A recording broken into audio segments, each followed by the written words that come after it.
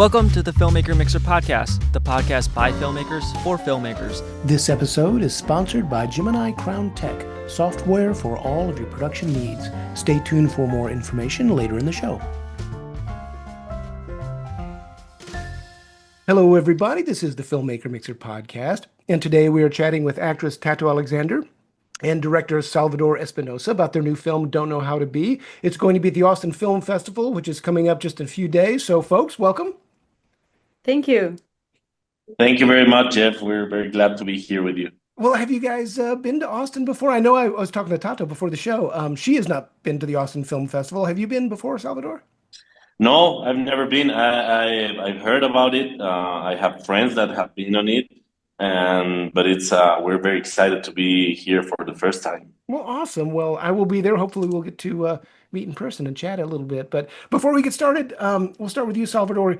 Give the audience the pitch. What is your film about?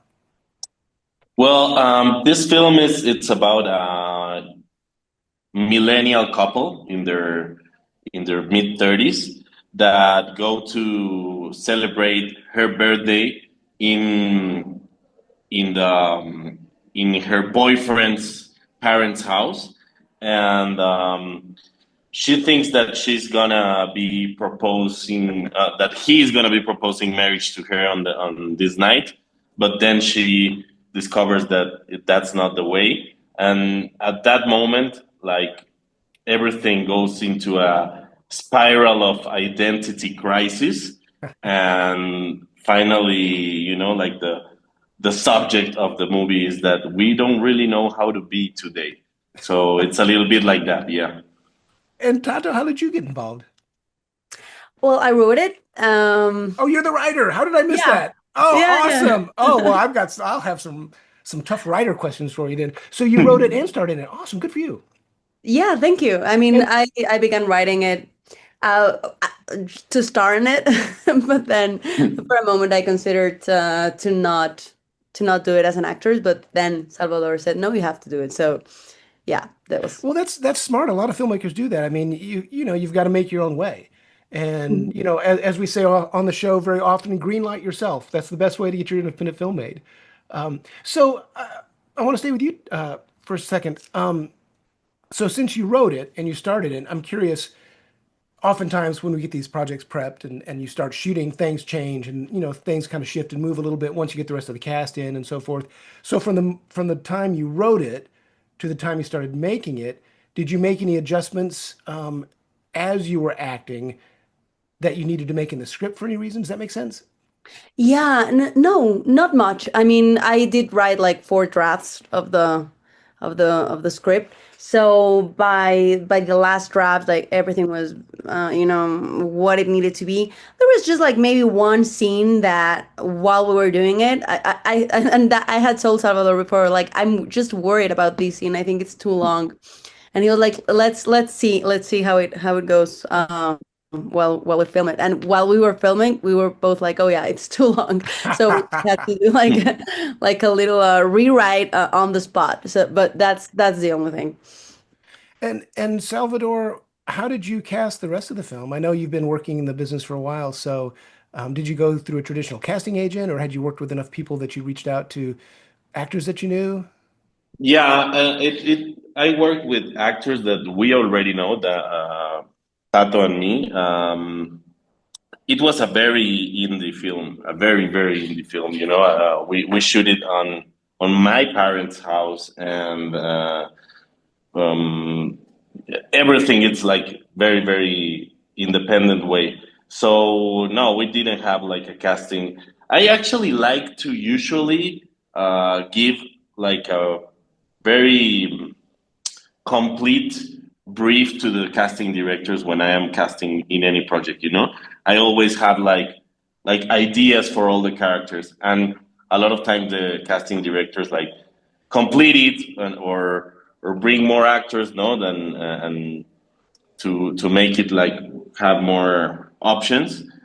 But I like to do the casting director job sometimes. So it was very natural, I think, for me and for us to, because Tato and I were like very collaborative in this film. and every decision I made, I always like try to yeah talk Run it by me. yeah exactly authorized by Tato. No, so we were like talking about who has to be Chris, that is his boyfriend in the movie, um, and the actor that makes Chris, that is Memo Villegas. I have worked with him a lot of times before, so it's such an indie and familiar movie that it was important for us to stay that way, with people we know, that we have worked before. We have to shoot it like in very little time, so it was better to work with people that we have already something constructed, no, like a bigger relationship. Well, you build a shorthand with people you work with a lot, Hmm. and so sometimes that makes things more efficient and works better that way. Tato, I want to come back to you for a second. I'm curious about something since you're an actor and a writer. What kind of stories are you drawn to as an actor, and are they different than the kind of stories you're typically drawn to as a writer? Oh my God, that's a good question. I think as an actor, I'm really drawn to, well, there's like such an actor's response, but complex I characters. like everything. Yeah, well, I love to do everything, but yeah, I like flawed, weird female characters. Yeah, yeah, that are uh, I don't know, like probably I like women who are like unaware of their tragic flaws, so that As all of us are. yeah, exactly. So that I like that. I like that ignorance, and the different manifestations of that. And I think it's the same thing that I like as a writer. I think I'm drawn to writing characters that are like on a quest to discover something about themselves, and to find what's keeping them from living a joyful or full life, and I think that search, that journey, that really interests me. Interesting. Well, Yeah. Salvador, you were talking about this being a true indie project, and oftentimes when you're shooting an indie film, you lose a location or something comes up that was unexpected or an actor gets sick. But sometimes these accidents that happen, you think on your feet and you end up with something better than you had planned. Were there any happy accidents on this film? um, I think I think they were. I don't know if I remember one specifically, but I think there always are accidents, and I usually love them. So I try to keep everything like with a lot of truth, and keep everything alive. And I try to not set a lot of limits. So it's um it's a place where the accidents are welcome, and Well, they have to be. yeah, yeah. So I think not only they I they happen, but sometimes I kind of attract them. Like right now I'm preparing a movie, like it's a more um, a little bit bigger budget movie, like from a studio. And when the producers want to have everything super controlled, I'm a little bit like, I don't know, let it be a little bit more free, I'm a little bit more savage. So I think sometimes I provoke accidents. Well, that's probably a good thing. Um, Tato, I want to come back to you for a second. I'm always curious what an actor's process is. So, for example, whether it be a script you wrote or a script that someone brought to you, what's your process to read what's on the page, see what's between the lines, and come up with your take on a character? Because it's not just about, the action lines and the dialogue. It's about you finding the body language and the voice of the character. Do you have a process for that? Yeah, I mean, it's not the same for every film, but definitely I had to do the same amount of work that I do for other characters in this movie. And that came like unexpected for me. Like I once I started reading it as an actress, I became aware that I really needed to do the whole thing. Like stop thinking as a writer and just start thinking about the interpretation of of the character from an actor's point of view, because sometimes it just the character asks you to do something else than what the writer thought. So in this case, me being the same person, but yeah, it became a different character than what I had envisioned writing it. I'm curious about that. When you say when the actor speaks to you, sometimes it speaks to you in a way that's different than what the writer had in mind. Do you have an example of that? Yeah, I don't know, like for example, when I was writing it, I was really focused on of course I was thinking about the whole psychology of the characters, right? But I was very focused also on the rhythm of the dialogues and the the funny side of it, the funny side of each character's neurosis. Um, but then, as an actress, I just realized, for example, that this woman was a little bit less neurotic and on your face, and a little bit more insecure, and that came to me, well, performing the lines, like insecure, and she's not very confident about everything that she says, and she's a very broken person. So that really, there's a nervousness to her way of speaking that I didn't think of while I was writing it. Interesting. Or That's like her interesting. posture, I didn't think of that until I was embodying it. Right. Well, let's pivot back to you, Salvador. What was it that made you want to become a filmmaker and a storyteller? Did that happen to you as a kid, or how did you get interested in filmmaking? Yes, it happened to me. Like I'm a bit connected to the movie business because my father has a catering business, no? So when I was like, I don't know, 12 years old, I started to go to the sets. Even though my father was not in the on the creative side of the business, just like watching this like a way of living was really interesting for me. And I think the other side that pushed me to really do this is that I'm a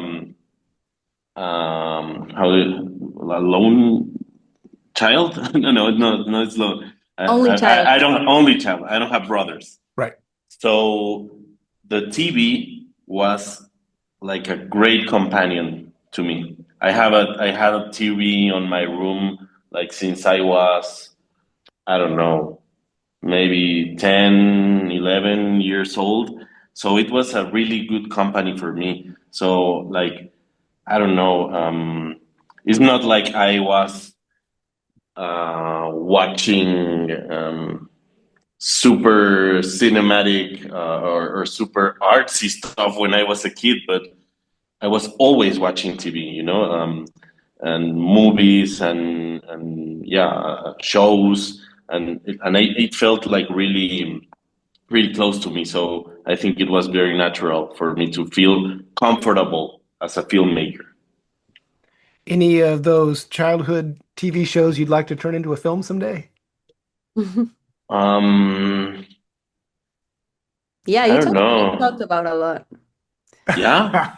Before the roses came out, he was like, "Oh my God, Oh someone yeah. do a remake of the War of the Roses." But then, Yeah. That's true. That's true. That's yeah, true.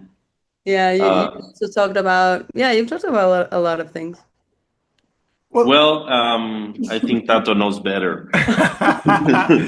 Well, Tato, how about you? How did you get interested in acting? What was the inspiration for you? Well, I did theater in school. I was a theater kid, You're talking and about then high I school, loved, you're talking about grade school, high school, college? no, elementary school. Gotcha. Yeah, Oh, I started, wow. when I was 6 years old, What was and your then what was your first play? The Wizard of Oz, of course. Nice. I was uh I was the Tin Man, and I did a method acting. I before I knew what it was. I remember I watched the film a lot of times, and I just in my life I tried to to feel what it would feel like to be made out of tin and not being able to move. And yeah, so it was very. I felt at home there. It was very fun, and also with my friends. We were all like my group of friends. We were all in the theater area, and we that's what our play dates were about. We did other plays than the ones that we were doing at school.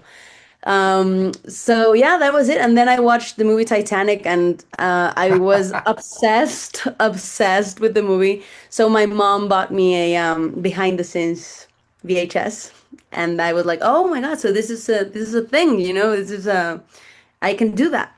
And yeah, so I it got into my head that I could do that because my dad was like, no, you need to be born in the business, and I was like, but no, and this look like normal people. I don't know. Hmm. Like everyone can do that.